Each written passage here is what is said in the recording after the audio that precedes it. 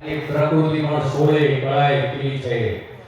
આજ આનંદ, આજ ઉલ્લાસ, આજ નયનમાં નેણ, સખી જીવા પુરાના આંગણે રમણ ધામે આજે રૂડા કંચન વરસ્યા આવે.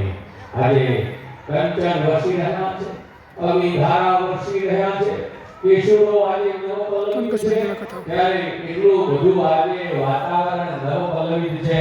પુનઃ વિનંતી કરવામાં આવે છે કે આપણી મુખ્યમંત્રી કરણ કરોડ માનનીય હિતેશભાઈ પંચાલના નિર્ણયથી આજ આનંદ, આજ ઉલ્લાસ, જય જગન્નાથ સહ જેની છેલ્લા કેટલાય વર્ષોથી જેમની સાધના છે, જેમનું ભજન છે, જેમની માળા છે, જેમનો ભાવ છે અને જેમના સંપૂર્ણ માર્ગદર્શન એવા એકલધામ ભરૂડિયા કચ્છ એવા દેવનાથજી બાપુની પરમ મિશ્રા છે.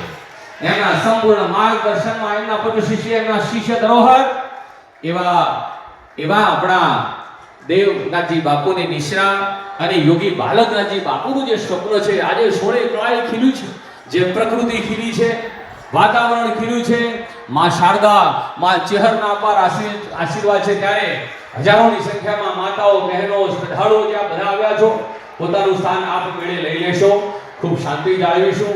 આજે જેમના મોઢા પર એટલી બધી દિવ્યતા છે, એટલો બધો સ્નેહ છે, એ પરમ પૂજ્ય યોગીરાજ બાલકનાથજી બાપુના જાણે કે ચહેરા પર માં શારદા અને માં ચેહરના અસીમ આશીર્વાદ છે, ગુરુ ગોરક્ષનાથજીના આશીર્વાદ છે. એક અહીંયાથી સાદર વિનંતી છે, મુખ્ય યજમાનના પરિવાર સિવાય અહીંયા વ્યાસપીઠ ઉપર આ મુખ્ય મંચ ઉપર કોઈ ન આવે એવી વિનંતી કરવામાં આવે છે.